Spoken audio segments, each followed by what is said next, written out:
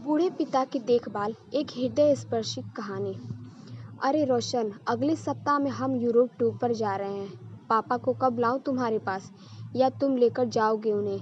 अरे भैया, एक प्रॉब्लम हो गई है। प्रिया के भाई ने हमारी कश्मीर टूर की बुकिंग की है, वह भी अगले सप्ताह का ही। उस वजह से सॉरी, मैं पापा को लेने नहीं आ पाऊंगा। रोशन को कैसे बोलकर गुस्से से विराट का सिर घूम गया। पर तुम्हें पूछकर ही तो मैंने यूरोप टूर की बुकिंग की थी ना। उस बात को 3 महीने हो चुके हैं और तुम मुझे अभी बता रहे हो कि नहीं आ सकता, वह भी मैंने पूछा तब। अभी मुझे बताओ, मैं पापा को कहाँ भेजूं? भैया, आपको तो पता ही है प्रिया का स्वभाव कैसा है। उसने एक बार ठान लिया तो ब्रह्मदेव भी उसके प्लान में रुकावट दे नहीं सकते।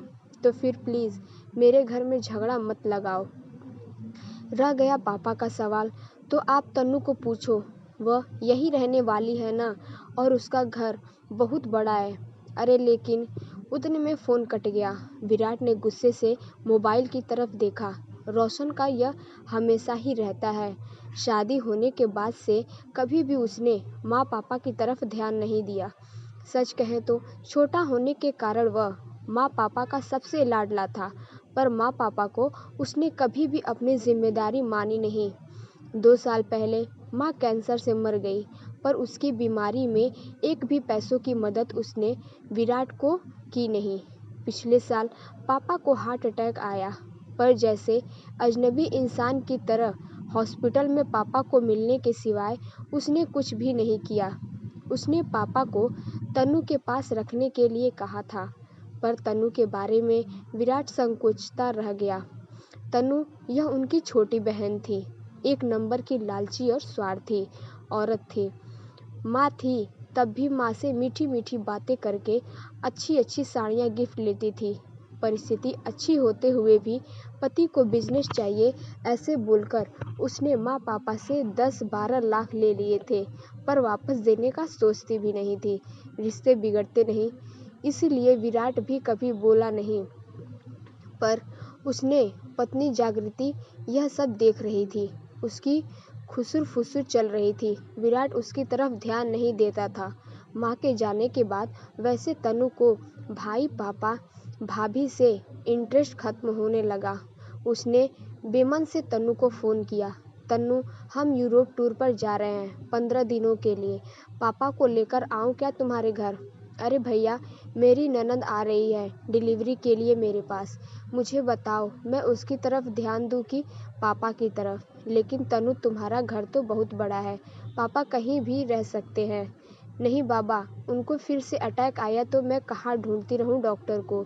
इससे अच्छा तुम एक काम करो, उनको 15 दिनों के लिए वृद्धाश्रम में भेज दो, कोई दिक्कत नहीं होगी फिर। तनु, हम 3 भाई बहन होते हुए भी उनको वृद्ध आश्रम में भेजना अच्छा नहीं लगेगा। देखो भैया, मैं नहीं रख सकती उन्हें। अगर आपको मेरा सुझाव पसंद नहीं आया तो फिर तुम ही देखो बाबा क्या करना है। इतना कहकर उसने भी फ़ोन कॉल कट कर दिया। घर आने के बाद विराट से पापा को कहाँ भेजेंगे, जागृति ने यह पूछा। हमेशा की तरह वह भड़की, हमने क्या ठेका लेकर रखा है क्या पापा को संभालने का? इन दोनों को कोई भी जिम्मेदारी नहीं है क्या? उसका बोलना भी सच था। बड़ा बेटा इस रिश्ते से विराट ने माँ पापा की जिम्मेदारी खुद से स्वीकार की। पहले माँ और उसके बाद पापा की बीमारी की वजह से वह दोनों एक साथ बाहर भी नहीं जाते थे। कोई एक तो घर पर चाहिए था। इस बार रोशन पापा को संभालने के लिए तैयार था, इसीलिए उन दोनों ने यूरोप टूर की बुकिंग की थी। हनीमून के बाद पहली बार दोनों और बच्चे एक साथ ट्रिप पर जाने वाले थे। ट्रिप के सब पैसे दिए गए थे और आज अचानक रोशन ने मना कर दिया। वह सुनकर जागृति रोने लगी। विराट ने उसे समझाने की बहुत कोशिश की, पर वह मानने के लिए तैयार ही नहीं थी। मुझे कुछ नहीं पता, कुछ भी करो, हम ट्रिप पर जाएंगे ही जाएंगे। पापा को पोता पोती से सब बातें मालूम पड़ी। वह विराट को बोले, अरे क्यों इतनी टेंशन ले रहे हो तुम? रहूँगा मैं अकेला, जाओ तुम सब। ऐसा क्यों बोल रहे हो पापा आपको एक अटैक आ चुका है। आपका बीपी और शुगर हमेशा कम ज़्यादा होता रहता है। कैसे छोड़ें आपको अकेला यहाँ पर। विराट सच बोल रहा था, इसीलिए पापा चुप बैठे थे। टूर पर जाने के लिए अभी 3 दिन बाकी थे, पर रास्ता निकल नहीं रहा था। विराट को टेंशन होने लगी थी। उसने सभी विकल्प सामने रखकर देखा। अंत में खुद ही टूर कैंसिल करके जागृति और बच्चों को टूर को भेज देना ही उसे सही विकल्प लगा। जागृति का गुस्सा और 2 लाख का नुकसान भी होने वाला था, पर उसके पास ऐसा करने के अलावा कोई दूसरा रास्ता नहीं बचा था। अंत में उसने अपना निर्णय पक्का किया और जागृति को फ़ोन करके सूचना दी। वह तो रोने लगी, पर उसे समझाने के बजाय फ़ोन काट दिया। बाद में ड्राइवर को फ़ोन करके तैयार होने के लिए कहा और वह ऑफिस के बाहर आकर गाड़ी में बैठ गया। गाड़ी ट्रैवल एजेंसी की तरफ ले जाने को कहा। बहुत टेंशन में दिख रहे हो साहब, उसके ड्राइवर जगन ने उससे पूछा। फिर विराट ने सब बातें उसे बताई। वह सुनने के बाद वह बोला, अरे साहब, फिर तुम क्यों ट्रिप कैंसिल करते हो? साहब, मैं मेरे घर लेकर जाता हूँ बड़े साहब को। नहीं नहीं, क्यों तुम्हारी फैमिली को परेशान करना। पापा की ज़्यादा देखभाल करनी पड़ती है, उनके दवाइयों का खाने पीने का वक्त देखना पड़ता है। अरे साहब, उसमें क्या है, हम भी अपने पिताजी का ख्याल रख करते हैं ना। उनका भी बाईपास हुआ है, आपको भी पता है ये सब। मेरे पिताजी बड़े साहब को पहचानते हैं, दोनों की अच्छी दोस्ती हो जाएगी। देखो, वह कुछ नहीं, मैं बड़े साहब को लेकर जाऊंगा। एक ड्राइवर के घर पापा को भेजना विराट को कुछ अच्छा नहीं लगा, लेकिन ड्राइवर का हट देखकर उसने पापा को ही पूछकर फैसला लेना सही समझा। ठीक है, चलो गाड़ी घुमाओ, हम पापा को भी पूछते हैं। वह रेडी हो जाए तो मुझे कोई हरकत नहीं हो है। जगन बहुत खुश हुआ। घर जाकर उसने बड़े साहब से पूछा। पापा भी तैयार हो गए। वह बोले, जगन के परिवार को कोई दिक्कत नहीं होगी तो मैं जाने के लिए तैयार हूँ। जगन ने तुरंत घर पर फ़ोन लगाया। बोला, खत्म होने पर वह खुशी से बोला, सब तैयार है। मेरे पिताजी को तो बहुत आनंद हुआ। टूर के दिन जगन बड़े साहब को लेकर उसके घर ले गया।